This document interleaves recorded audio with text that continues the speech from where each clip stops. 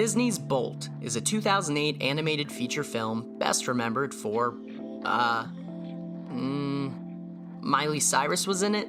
Directed by Chris Williams and the future co-director of Tangled and Zootopia, Byron Howard, Bolt is the tale of a dog named Bolt, who stars as a superpowered pup on an in-universe TV show called Bolt, and has lived his whole life believing that both the show and his abilities were real.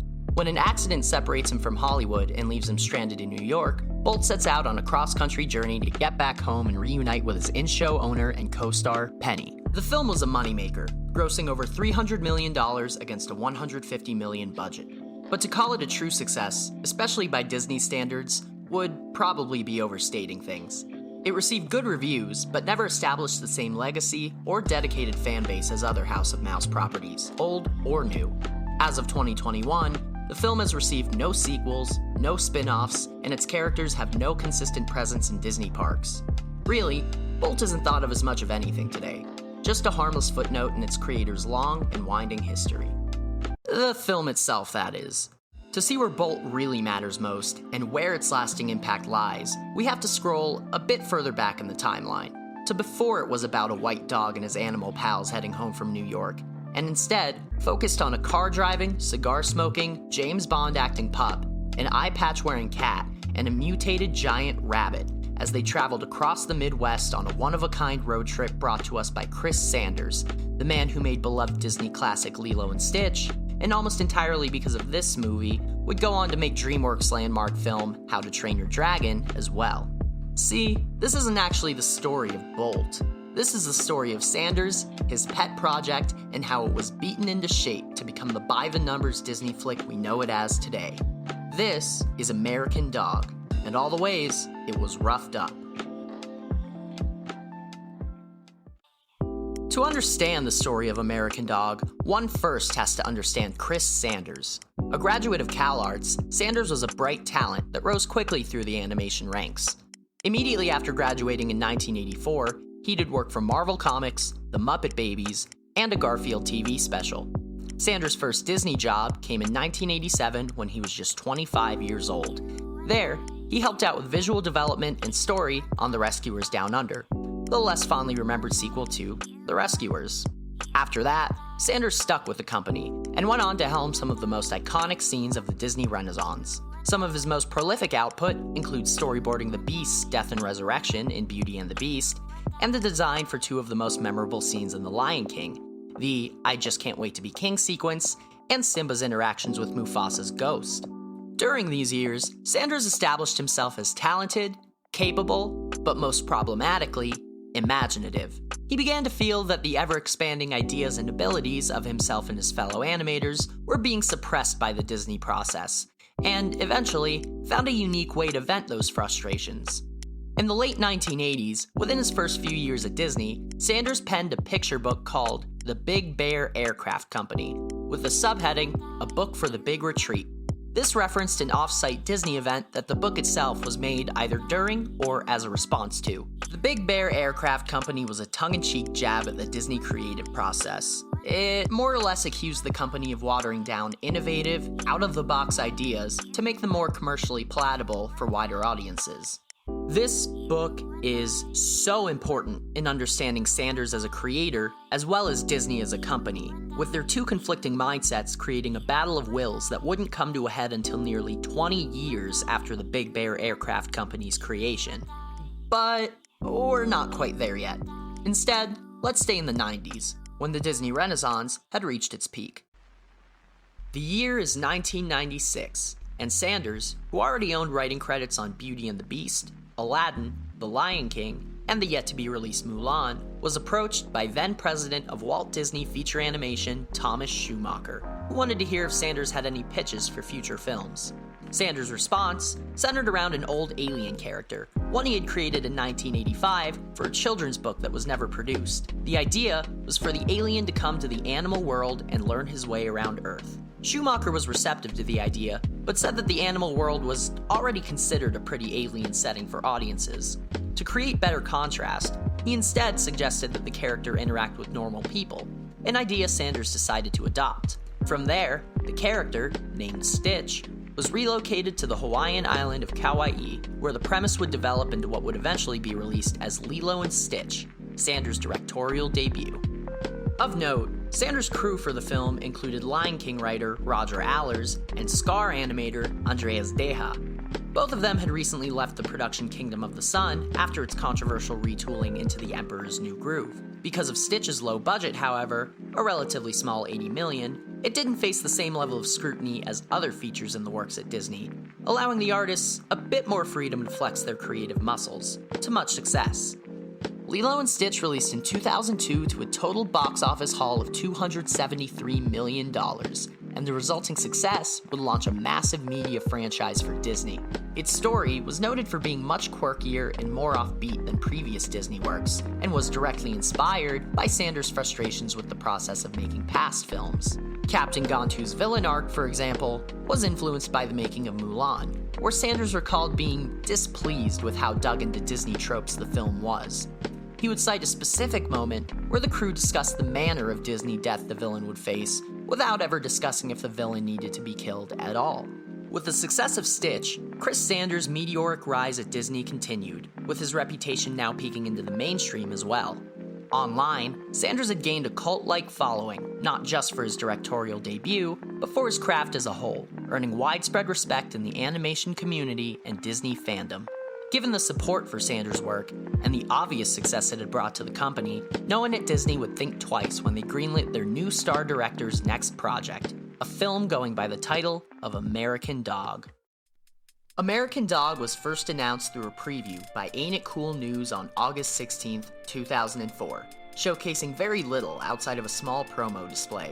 Its plot was promptly described as, quote, the charmingly twisted story of a canine TV star who finds himself stranded in the most forsaken 100 miles of Nevada with an oversized bunny and a testy cat.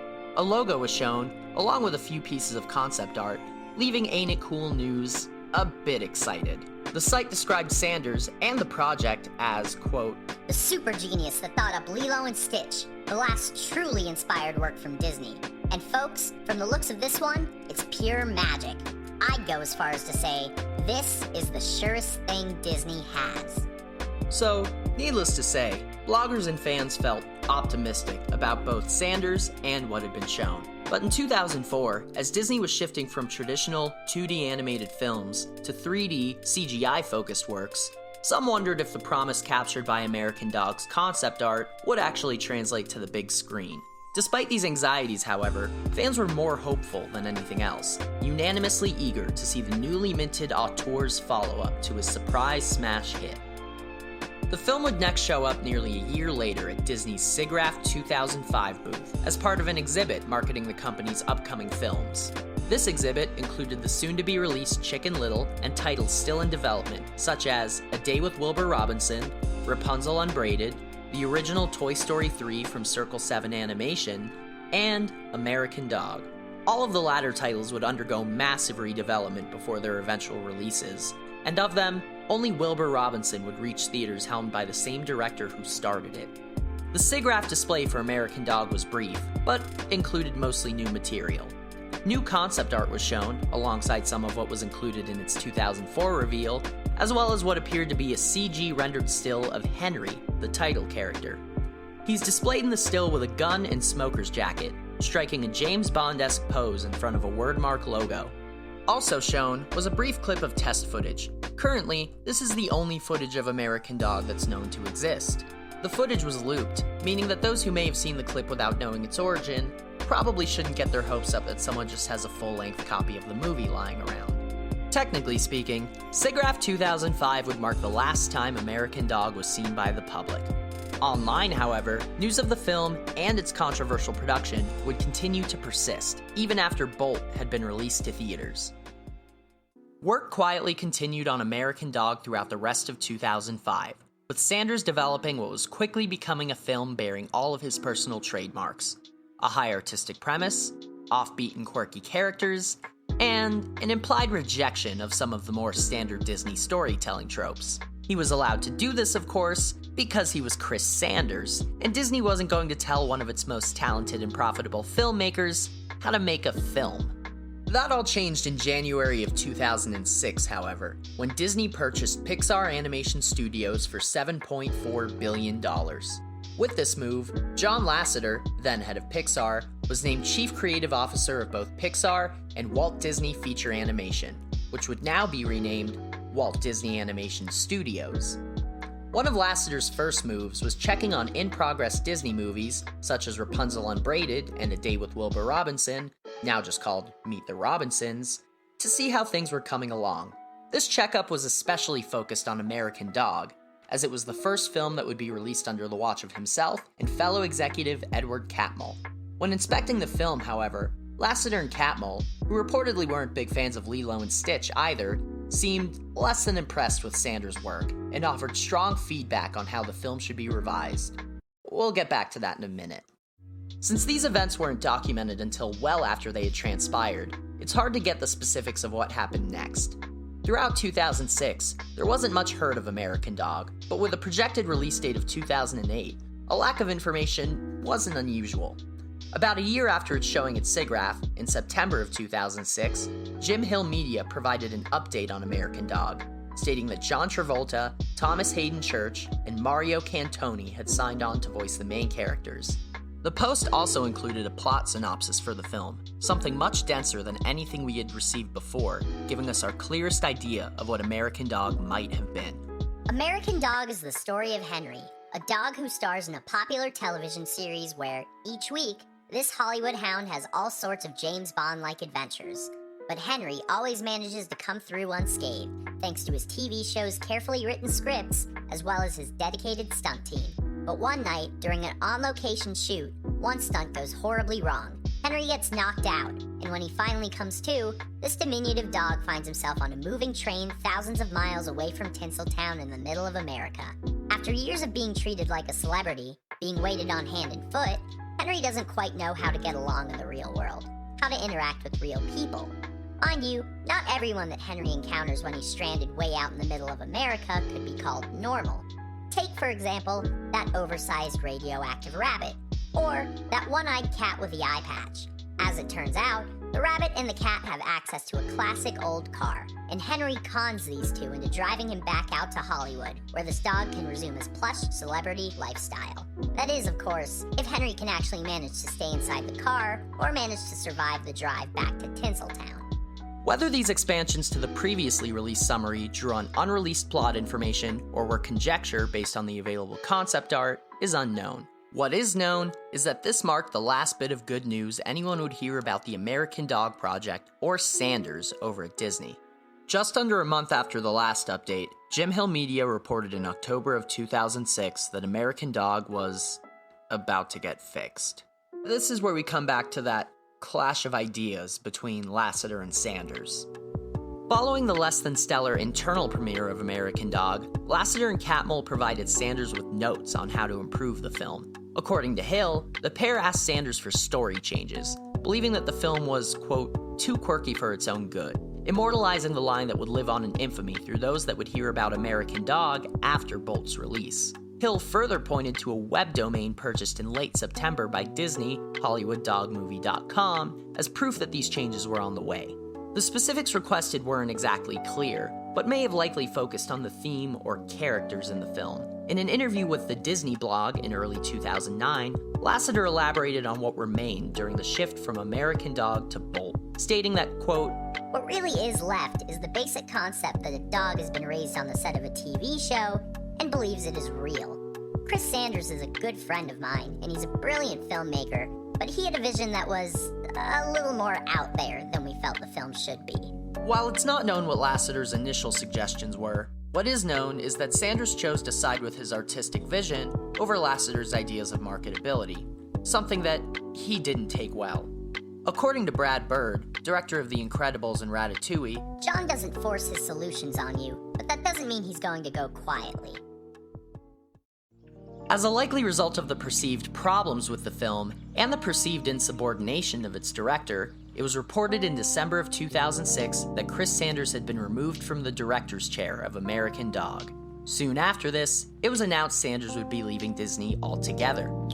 Almost expectedly, this news was met with backlash from both fans and media. who cited their support of Sanders and the project he had supposedly poured so much of himself into. 4 years after he had released Lilo and Stitch, its heart and offbeat presentation were still burned into the minds of Sanders' following, who couldn't conceive of the idea that American Dog might not be working, and instead saw another example of the Disney process stamping out a creative fire. For Disney's part, when asked about the film's troubled development in 2007, when Sanders was still exiting the company, John Lasseter conferred with a publicist, asking mid-interview, "What can I say here?" before promptly responding, "Chris Sanders is extremely talented, but he couldn't take it to the place it had to be." By March of 2007, Sanders had moved on to DreamWorks Animation, beginning work on The Crude Awakening, a film that wouldn't be released until 2013 when it premiered with the simplified title of The Crudes. At the time of this move, Sanders stated, "I've been so anxious to start working on things, and so I talked to a lot of people. I like the way DreamWorks looks at animation. Animation still has a lot of different places to go, and I don't want to miss out on a chance to try some new things with it." a possible shot at his former employers and their perceived restrictions. With DreamWorks, Sanders would also write and direct the first How to Train Your Dragon film with Dean DeBlois, who would man the sequel solo, with Sanders only remaining on as an executive producer. American Dog, meanwhile, would be required to live on with or without its ambitious creator. With merchandising and promotional contracts already in place for a 2008 release date, John Lasseter tapped Chris Williams and Byron Howard to finish things up in record time. By February of 2007, just 3 months after Sanders' dismissal from the project, the story of American Dog had already been sanded down into the crowd-pleasing Bolt. Jim Hill Media reported on the overhaul of the story to fit Lasseter's sensibilities, as well as the resulting character changes that came with it. So that giant radioactive rabbit and the cat with the eye patch who previously appeared in this picture, they're gone. Likewise, the version of this film's storyline that was mostly set in the American Southwest. Even the title character has been radically rethunk. He's no longer a cute little round brown hound dog, but rather a heroic-looking white German shepherd with a lightning bolt-shaped patch that runs down the left side of his body. In fact, Bolt is actually this character's new name, and Bolt stars with Penny, a 12-year-old girl, in the hit television show American Dog, which those familiar with this production have described as Johnny Quest meets James Bond. While production of the newly retitled Bolt would be smooth sailing for the House of Mouse, the film's reception was anything but. As it was re-announced, Bolt not only faced backlash from scorned supporters of Sanders, but fury from those upset at the casting of Disney teen star Miley Cyrus as Penny. Cyrus replaced already recorded lines from actress Chloe Moretz, and her casting was scrutinized by those who weren't fans of Hannah Montana, or the fact that the show's success seemingly factored into the casting of Cyrus, who would be appearing in her first major role in any film, Disney or otherwise. Word of mouth hadn't softened for Bolt leading up to release either. By the time of the film's premiere in November of 2008, it had been nearly 2 years since the removal of Sanders and the internal facelift of American Dog. Despite this, comment sections of articles about the film and its release were still littered with mentions of its old incarnation and its former director. Despite positive reviews, Bolt itself had a less than stellar opening weekend as well, finishing third with a $27 million gross that paced it below Chicken Little and fellow 2006 animated films Happy Feet and B-Movie. This frustration, combined with tepid reception from online communities, allegedly drove one employee to bite back. On a 2008 Cartoon Brew article titled "Bolt Doesn't Strike Lightning," the comment section featured someone who supposedly worked on the film, reacting negatively to the backlash against Bolt and Disney's firing of Sanders. Someone get their hands on the latest story reels of American Dog. Someone from Disney steal it and give it to someone and let people watch it online. Why? Because it was awful. I saw the latest reel. Yes, I worked at Disney then. And it was the most disjointed, confusing, quirky, weird, unmarketable movie I've seen.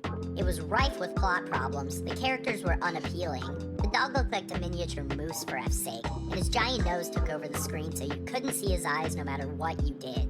Sanders was never around, and when he wasn't leading, just giving weird notes and then would disappear for weeks. A-Dog had one thing going for it: good concept art. Big effing deal. And that's fine for a film when it's in early production, but this was ready for prime time. It was supposed to be final, and at the last possible second, Lasseter came in and saved the day. Bolt is way better. Had Sanders stayed on the project, it would have either been severely delayed, which he couldn't afford, the execs would have pulled the plug, or been abysmal and closed Walt Disney Animation Studios down. As it turns out, Bolt is the best animated film in a long, long time from Disney. Something better than WALL-E, or Ratatouille, or The Incredibles. No joke. And it just fell victim to a dumb fan-fueled movie that scored a 40-something on Rotten Tomatoes and bad marketing. To an outsider watching the marketing, Bolt looks like trash, but after seeing it, you realize it's a very good film. This person only posted under the screen name Elan, and their story has never been confirmed. As of 2021, no one has followed their suggestion to infiltrate the Disney vault for a production cut of American Dog either. Bolt, despite its stumbles, would go on to turn a profit for Disney and give John Lasseter the strong start he wanted. He would remain in charge at Disney until 2018, when he left the company amid multiple sexual misconduct allegations. Sanders would return to the company through his work with 20th Century Fox, who was purchased by Disney in 2019 and is set to voice Stitch in an upcoming live-action remake of Lilo and Stitch.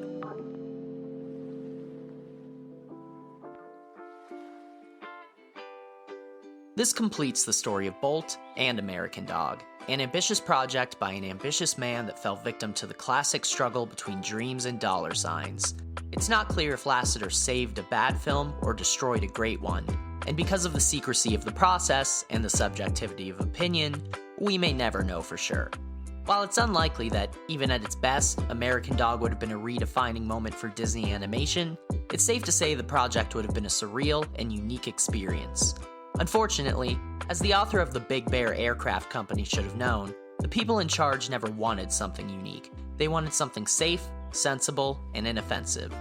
Bolt managed to be all of that, but for better or worse, it will always live in the shadow of a film that could have been so much more. With that, this has been American Dog, and all the ways it was roughed up.